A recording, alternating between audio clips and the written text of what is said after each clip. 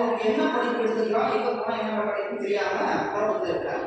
இந்த மாதிரி குழப்பமாக இருக்கும் பொழுது அதுக்கான ஒரு தீர்வு நம்ம சொல்லணும் இல்லையா? இப்போ ஒவ்வொருத்தரும் ஒவ்வொரு குரூப் எடுக்கிறாங்க. அந்த குரூப் மாதிரி நம்ம போகணும், வரணும், படித்தா வேலை கிடைக்கும் அப்படின்ற விஷயம் நமக்கு தெரியும். இருந்தால் மட்டும்தான் நம்ம கிளாஸ் பண்ணி போக முடியும். சரி, இதுக்கு என்னவா இருக்கு? இதுக்கு என்ன பண்ணணும்? இந்த பசங்களுக்கான அல்லது மாணவர்களுக்கான அந்த குழப்பத்தை நம்ம எப்படி தீர்க்கலாம்? காரணம் நீங்கள் சொல்லலாம், தெரிஞ்சா சொல்லலாம். கவுன்சிலிங் ஒரு டைம் எதாவது மாற்றம் பண்ணலாம் நம்ம. அவங்க மார்க்கை வச்சு ஒன்று பிளான் பண்ணலாம்.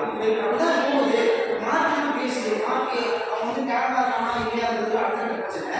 அவன் எவ்வளோ மார்க் எடுக்கிறானோ அதை வச்சு அவன் என்ன குரூப் எடுக்கிறான் அப்படின்னு நம்ம பண்ணுறோம். ரைட்டா?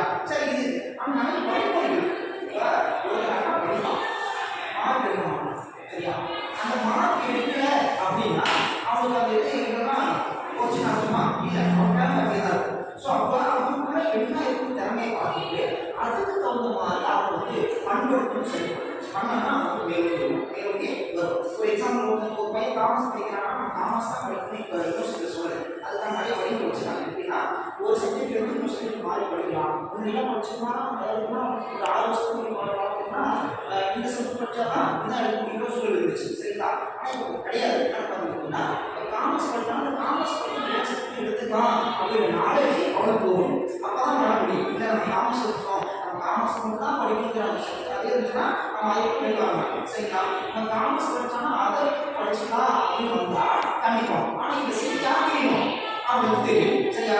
தெரிஞ்சால் மட்டும்தான் அவங்களால அதை லேர்ன் பண்ணிக்கணும். ஓகேங்களா? அந்த மாதிரி சொன்ன மாதிரி இதை மாதிரி படிச்சு முடியலாம். சரிங்களா? இப்போ கல்விகள் நிறைய கல்விகள் எக்ஸ்போ நடத்துறாங்க. சரியா?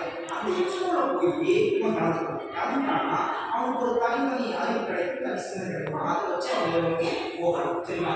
இது இல்லாமல் இப்போ இருக்கிற மாதிரி தனித்திறமை சொல்கிறாங்க. அவங்க நமக்கு சொல்கிறாங்க இதெல்லாம் பண்ணலாம், இதெல்லாம் போடலாம், இதெல்லாம் போனால் எப்படி கிடைக்கும் அப்படிங்கிற மாதிரிலாம் சொல்கிறாங்க. ரைட்டா?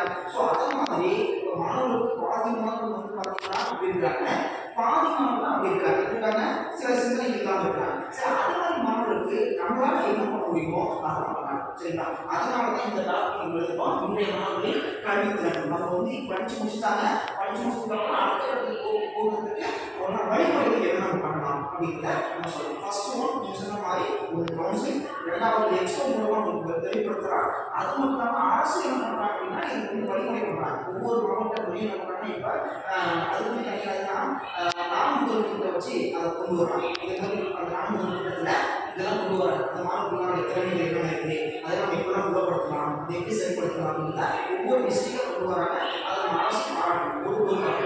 இதன் மூலமாக மாணவர்கள் எப்படி புரிஞ்சுக்கணும் வரலாம் அதை கொடுக்க முடியாது.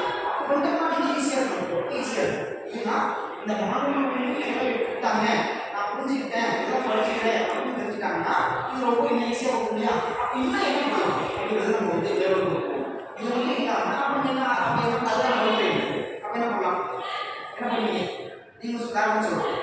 நீங்கள் வந்து படிச்சு முடிச்சு வந்துட்டீங்க, ஒரு இடத்துக்கு வந்துருக்கீங்க, இதெல்லாம் நான் அனுபவிச்சேன், இது இல்லைன்னா நல்லா அந்த பசங்களுக்கு நல்லா இருக்கும் அப்படின்னு நீங்கள் சொல்லிருக்கீங்க.